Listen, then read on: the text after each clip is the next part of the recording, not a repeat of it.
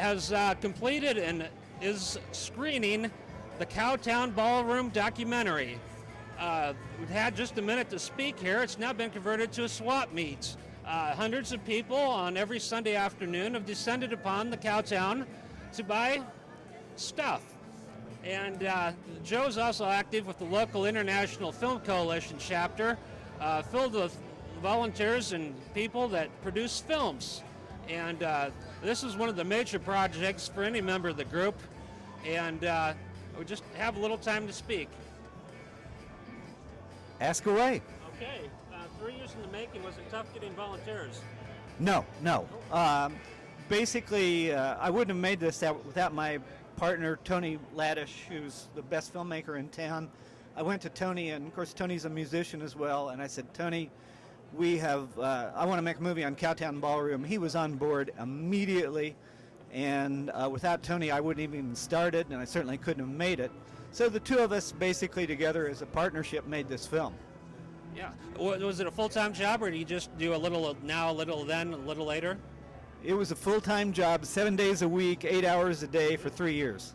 And that was just to make it. It's been a two-year odyssey since then, and I don't put in quite that much time anymore, but it's, for at least the first year, it was, after it came out, it was a 6 hour a day job, and we had 166 screenings, I think, in Kansas City, and I went to 161 of them. So it takes lots of time.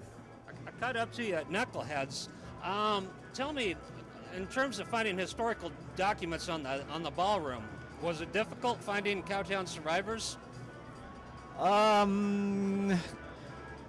wouldn't say difficult, but very time-consuming. Spent a lot of time looking for footage.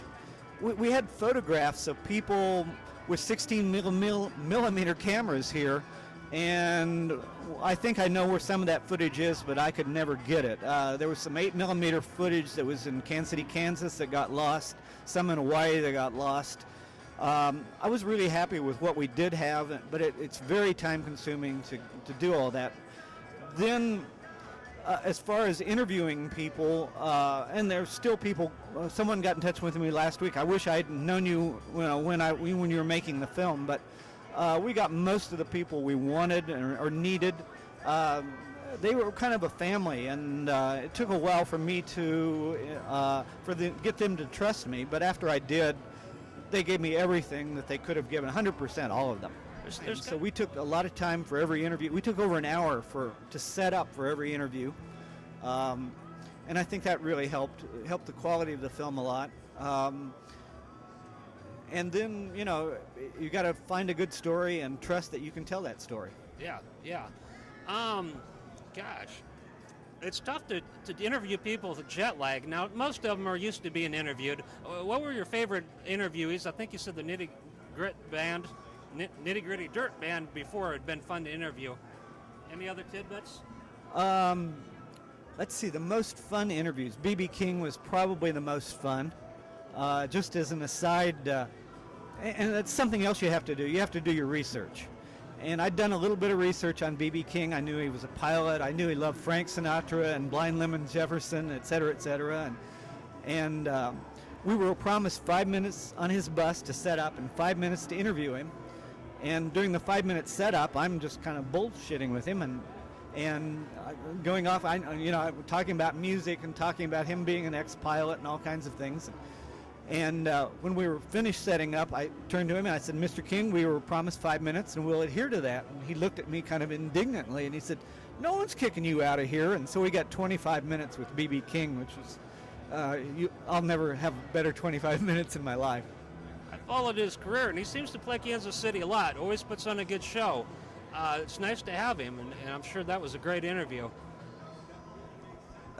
Steve Miller was not a great interview because we didn't have much time, but I went in. He had a concert here, and I didn't have an interview set up with him. I was interviewing someone else, and this other musician said, "Hey, I'll take you backstage." I don't know him either, so I went back and Steve Miller was working out on a treadmill and doing vocal exercises, and really working hard and sweating.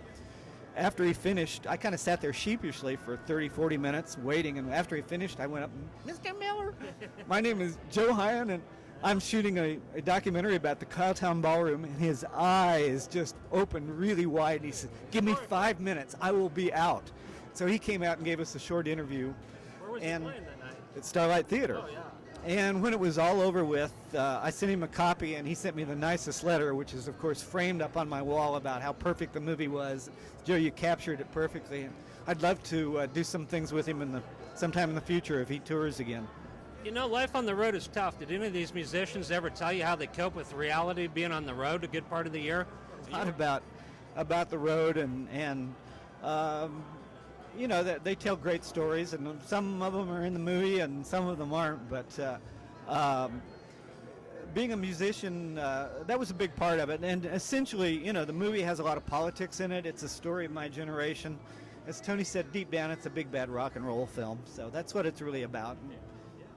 Now, was this the most prominent rock and roll venue back in the day? Or I'm from up north, and I didn't get down here in those days. I mean, what was the competition like for the ballroom audience? Well, number one, you're way too young. It was only open from 71 through 74 for 38 months. And, you know, you ask about bands, they all have they remember things differently. So that we have Steve Miller saying, you know, there weren't very many places like that, and other musicians, oh, there were lots of places like that. So, you know, they all remember it differently, and we try to let them contradict each other in the movie. This place was important because I think the people who ran it really made it a family kind of place, and so the musicians loved to come here and play. The other thing, that this was the first place that had a live radio show, and it went out to the top 40 city markets in the United States, and also to London, so it made this place famous. What radio station did it play on? I think KUDL, which later became KBEY, or maybe it was KBEY became KUDL, but that's. But then it went out, like I said, to 40 radio stations around the country on a network. So they had and B.B. King was one of those interviews.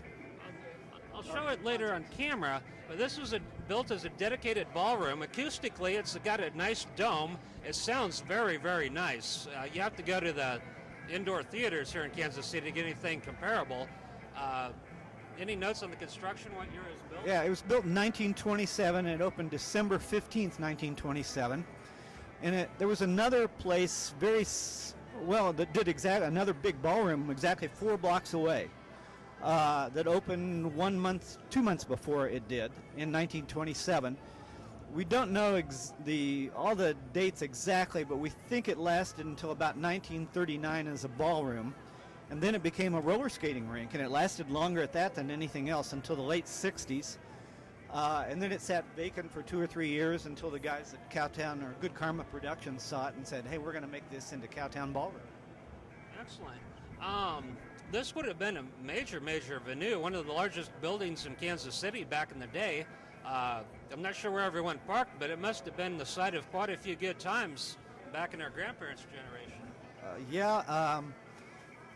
Well, all I can say is the second the lights went out, the joints got lit, and, you know, people were having a good time here. So.